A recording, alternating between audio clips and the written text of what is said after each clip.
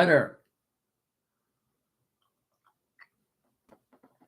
I trust you all had a good weekend. Anyway, here we are, another Monday. And this is, another edition of Time Out Overtime on the Time Out Overtime YouTube channel, live and direct from the Frank Beck Chevrolet Studio Annex. I'm Rick Arsenal. And of course, as always, if you haven't done so yet, get down there in the corner and smash that like and subscribe button, or like and share. Tell your friends about this. I got to get some more subscribers here. But I can't thank you enough for watching and listening. And like I said, it was a good weekend for the Tigers. Great to see big crowds, 3 sellouts at Comerica Park. Weather was great. And the Tigers took 2 out of 3 from the best team in the National League, the Chicago Cubs. A lot of people build that as a World Series preview. I wouldn't quite go that far. But anyway, Tigers right now are 43-24 as they spend the day in Baltimore getting ready for a 3-game series against the Orioles. Can't think of a better place I'd like to be on a day off if I were in their shoes than in Baltimore. I'd be eating crab cakes all day for breakfast, lunch, dinner, midnight snacks, or whatever. You're not going to get any better crab cakes than you will in Baltimore. Or at least I'm told that anyway. I've never had a genuine Baltimore crab cake. But anyway, before we get into everything you need to know, let's do this for our great sponsor. And I'm going to advise you right now, before you head out on vacation, you want to head to Frank Beck Chevrolet. And the service professionals there can make sure your vehicle is ready for your summertime trips. Now's the time to have that air conditioning checked out, as well as tires, windshield wipers, etc., etc. Make sure you're good to go for the road. And if you think it's time for something new, Beck's has a great selection of both new and pre-owned models, and all specially priced. For sales and service, give Beck's a call at 849-2886, or stop by Frank Beck Chevrolet at M99 between Hillsdale and Jonesville, or on the web at frankbeckchevy.com. You stop on out and let them help you experience the Frank Beck Chevrolet difference. That's great advice. Better safe than sorry. Get in there and let them check everything out before you hit the road. Top to bottom, make sure you're good to go so there's no problems on the vacation. And, like they say, better safe than sorry. But before you hit the road going through our great state of Michigan or anywhere around the country, get in there and let them check everything out.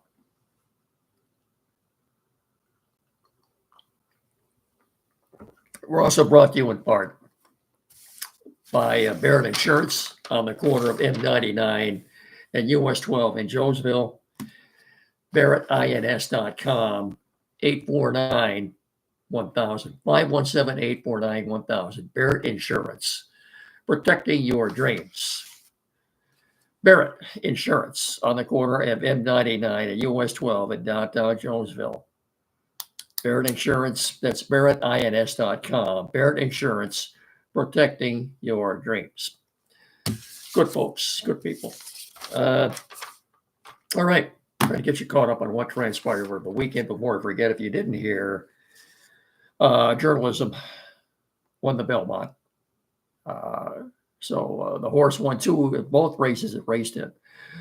Journalism did not race in the Preakness. I still don't know why, and there was no explanation given, but journalism won the Belmont. So if you're into horse racing, I'm not, but I wanted to report that to you anyway. They also had a big race, the Fire Keeper. Was it the 400 on MIS yesterday? I did not see who won that. I'm sorry, I don't have the winner on that one, if you're a racing fan. Anyhow, NBA playoffs. Wednesday night, game 3 of the Pacers Thunder series. That game is tied thanks to the Thunder's win last night, 123-107 over the Pacers. That series ties at a game apiece. Now, it wouldn't surprise me to see that go 7. I still think OKC wins it So, Wednesday night at 8:30 at ABC, Game 3 of the Thunder Pacers. That's the result is all tied at 1 game apiece. NHL tonight on TNT. Oilers and Panthers from Florida. They're tied at a game apiece. That could go 7 games. Game 3 tonight on TNT. I believe it's 8 o'clock. Oilers and Panthers from Florida. Get you caught up on basketball and hockey. Tigers or Lions first here. I think we'll do a little bit of Tigers. It was a great series for them. They're 43-24 now. They've got the best record in baseball as far as run difference in the 2 games that they won. The Cubs are the best hitting team in baseball. The numbers point that out. Numbers don't lie. The Cubs are way ahead when it comes to a run differential plus. They're plus more than 100, but plus like 109 or something. And then you've got the Dodgers. No. The Mets. No, I'm sorry, the Yankees. Top 3 teams in run differential. Cubs, Yankees, Tigers.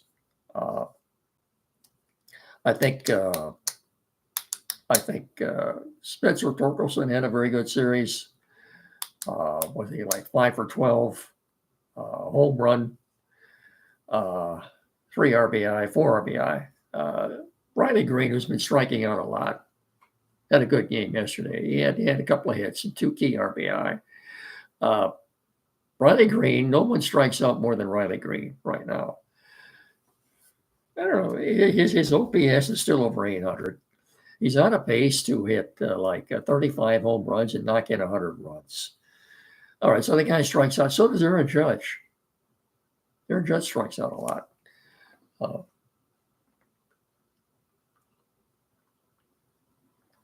I think the unsung hero right now of the Tigers should be their pitching coach, Chris Fetter. For the 2nd year in a row, he has found a way to get Jack Flaherty squared away. Like last year, Flaherty started the season and wasn't pitching all that well. It was about this time last year. He's finally pitching like he is right now. Yesterday, but he goes 6 strong innings against the best hitting team in baseball. 9 strikeouts. I believe, just 2 hits. He did have a problem in the 4th inning when he walked 3 batters. He still did not give up a run in that. And the Tiger defense was very good all weekend. Kudos to Kerry Carpenter. Made a great catch Friday night to help the Tigers win 3-1. Threw a runner out at the plate yesterday and a great throw, 1-hop throw from right field. I didn't think he had that good of an arm, but Dylan Dingler threw a base stealer out, attempting to steal second base. Javi Baez made a good leaping catch. Defense was very good all weekend for the Tigers. Defense and good pitching will take you a long way. So right now, it's the Tigers have a pretty good 1-2 punch in Terry Skubal and Jack Flaherty. Casey Mize will pitch Wednesday night in Baltimore. Let's hope he can get squared away. More like the pitcher he was before he went on the IL. I've said this before. Before he went on the IL, he had a 6-1 record. And a minuscule ERA of slightly over 2. And since coming back off the IL, his last 3 starts have not been good. I believe it was last Thursday in Chicago. He had a command issue, walking a lot of guys, getting behind hitters. I think the White Sox left the bases loaded in the first 2 innings without scoring. How do you do that? Anyway, the Tigers ended up losing that game. I believe in extra innings, was it? 5-4. Yeah. But you're disappointed too to see them just get it. The White Sox are playing a lot better than they were earlier in the year. It's a long season. How can you argue with a team right now that has the best record in baseball? And if you look at the schedule,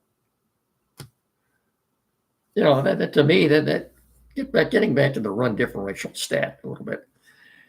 The Guardians are still well below. And they've given up a lot more runs than they've scored. And if they lose tonight to Cincinnati, there'll just be 3 games over 500. If the playoffs started today, the Guardians would not be in the playoffs. They would not. I think the 3 wild card teams would be Toronto, Tampa, and Minnesota. Yeah, the Rays and the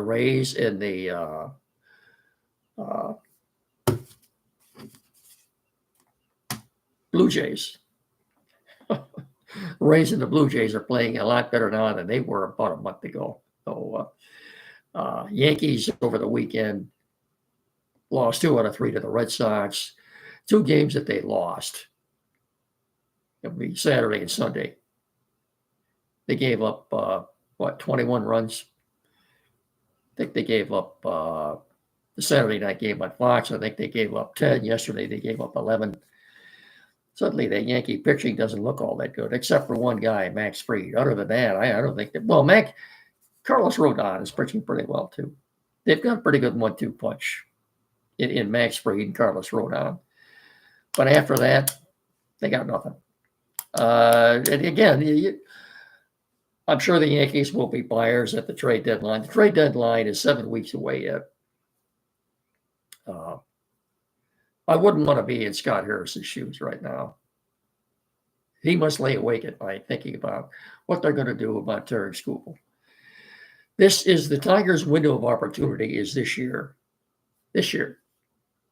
But next year, probably going to trade Tarik Skubal at the trade deadline. They'll have to.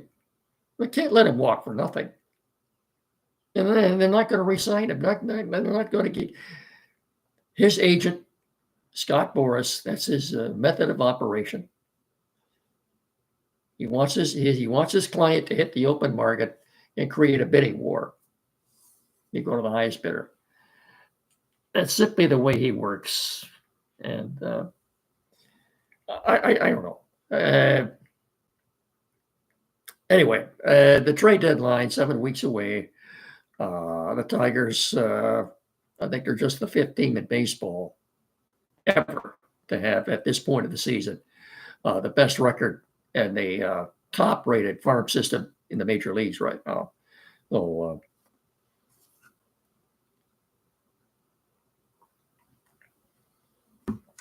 pardon me, but I think,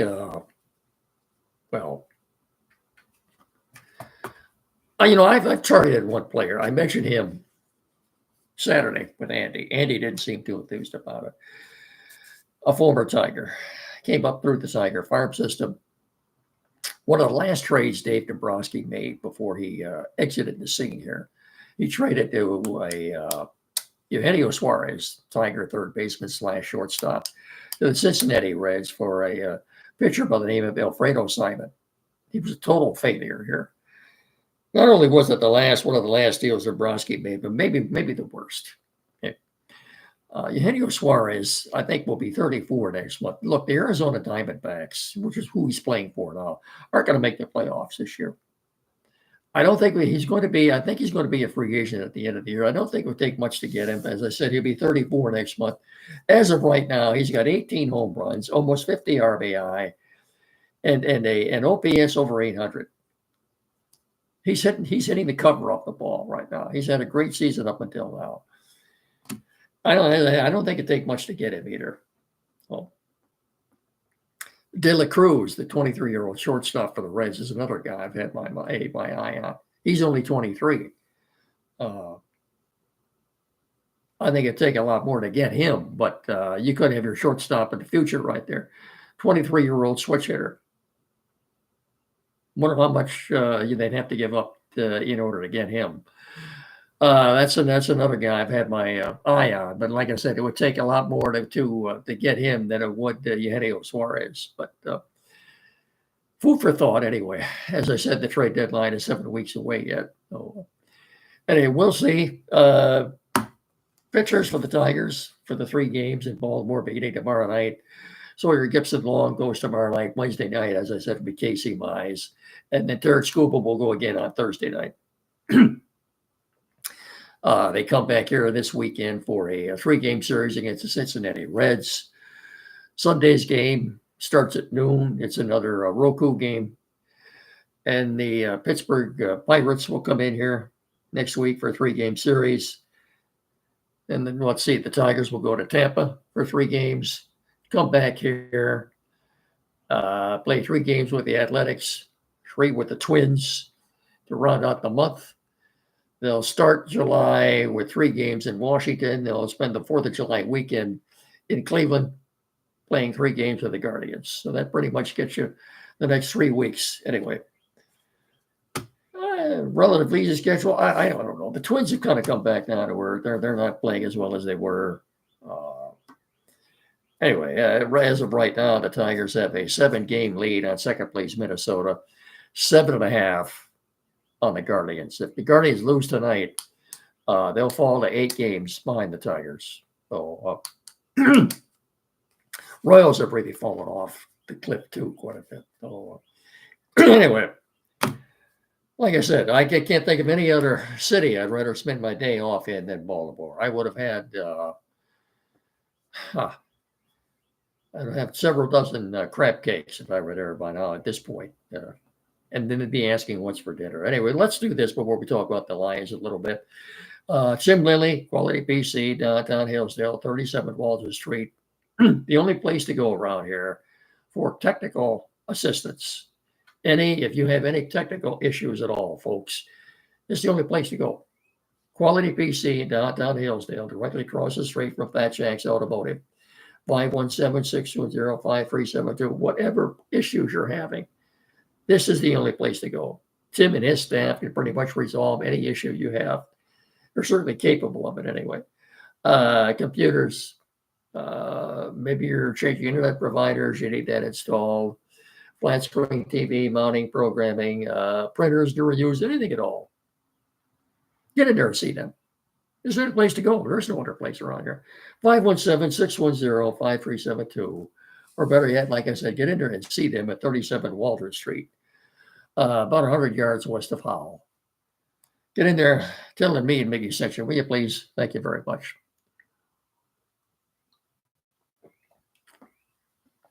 Lions did have a mandatory mini camp scheduled for this week. It would have begun tomorrow, Wednesday, and Thursday. But once they found out that they were playing in the Hall of Fame game on July 31st, they canceled this mandatory mini camp. Keep in mind, if you look at next month, the week of July the 10th, Lions will have scrimmages, joint practices, if you will, with the Miami Dolphins in Allen Park leading up to the Saturday game on the 16th at Ford Field. And then they do the same thing the following week. That would be the week of the 17th, August 17th. They will have joint practices with the Houston Texans leading up to the Saturday game at Ford Field. Pardon me. On the I guess it would be the 23rd. Yeah, so Saturday the 23rd. So that's when the veterans will get their shot at playing a little bit, getting their feet wet, getting them ready for the season to go, because they will not be participating in any of the preseason games. Let's see, the Lions have the Hall of Fame game at Canton on the 31st. They have another road game the week after in Atlanta.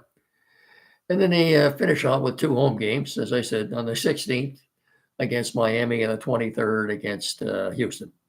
There will be joint practices leading up to both of those games. So OTAs last week, I was reading Tim Twentyman earlier today. He 5 takeaways from last week's OTAs. Very respected writer for the Lions. You can get him at DetroitLions.com. You can see him there. Anyway, number one, the defense is ahead of the offense. Well, that's to be expected right now. New coordinator. You lost 2/5 of your offensive line. I think that's to be expected. Well, you're saying, what about the defense has a new coordinator too? Yes, they do. But Kelvin Shepard has been around. I mean, this is not his first year in Detroit. He's been here for quite a while now. It's nothing, I don't think it's anything you're too concerned about. It takes time with a new offensive coordinator and new pieces up front along the offensive line. They have too many skilled weapons led by an experienced quarterback to not be one of the better units in the league. I still firmly believe that. Also, interior O-line competition should be fun to watch this summer. It really should be. The three names logging the most snaps at center and the two guard spots with the first team offense. As I said Saturday with Andy, I think Graham Glasgow, Christian Mahogany, and rookie Tate Ratledge. I can see Christian Mahogany starting at left guard, Tate Ratledge starting at center, and Graham Glasgow starting at right guard. I think that's going to be your starters. Of course, then you've got Decker and Sewell at the tackles. I think that's going to be your starting offensive line September the 7th at Green Bay. Ratledge and Glasgow seem to have the edge at center, with Ratledge taking most of the snaps during the open practices last week, the ones that were open to the public. Tate Ratledge was taking most of the snaps. Thirdly, the secondary has a chance to be really good. Yeah, they do. He likes how the Lions secondary is shaking out. It's a veteran group with a ton of playmaking potential if they can stay healthy.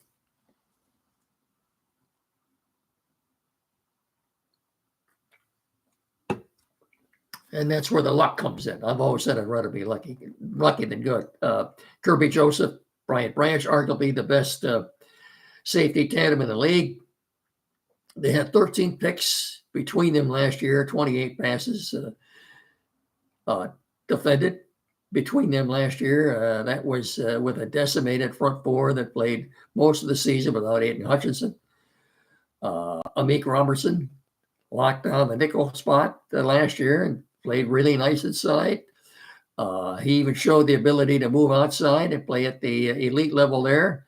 You go back and watch what he did against Justin Jefferson in the last game of the year last year. He was good. DJ Reed, the guy they got from the Jets to replace Carlton Davis. We know he's good. He had a really good spring. Second-year quarterback, Terrion Arnold, young. I think he'll be much improved this year. And it's Rakestraw, hurt most of last year. So, the secondary has, as he said, has a chance to be really, really good. The number one draft pick, Tyleik Williams, poised for a huge season. I'm sorry. Cut. We're talking about Jameson Williams, not Tyleik Williams. Jameson Williams, which is what I meant to say. What time is it here anyway? We all know how good Jameson Williams is as a deep threat. He averaged 17.3 yards per reception last season, second most in the NFL, and had 5 receptions of 50-plus yards or more. We could count on one hand the players in the league as fast as this guy is. He had a really good OTA session last week. The sky's the limit for Jameson Williams, not Tyleik. I'm sorry. They are embracing this tough schedule, especially the road schedule. Lions could be a better football team in 2025 and not win as many games as they did last year. That's just a reality of having the second hardest schedule in the season based on opponent winning percentage. It's a gauntlet with the road games in Philly, Baltimore, Kansas City, Washington, Cincinnati, LA, in addition to 2 games apiece with Minnesota, Green Bay, and Chicago. The Chicago team that could be much improved this year under their new head coach, Ben Johnson. Campbell said he's not worried about the schedule. They're embracing it. He says to me, by the end of the year, we ought to be just scarred up, we should be scarred up and ready to go, hard for the battle and ready for the playoffs. He's got a good point. You're playing a tough schedule like that, especially on the road. That should really prepare you, really get you ready for the playoffs, I think. Anyway, I think that's going to do it for Monday.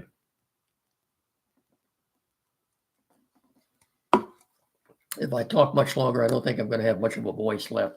So don't forget, I'll talk to you all again on Wednesday night. Don't forget every Saturday morning with Andy and Chad here from 9 to 10 locally on WCSR 92.1 FM. And I will talk to you all again on Wednesday. I hope I got you caught up on everything. I can't thank you enough for watching and listening. Please tell your friends, like and subscribe, whatever. And that's going to do it. Remember, please treat each other with respect. Have a good rest of your evening.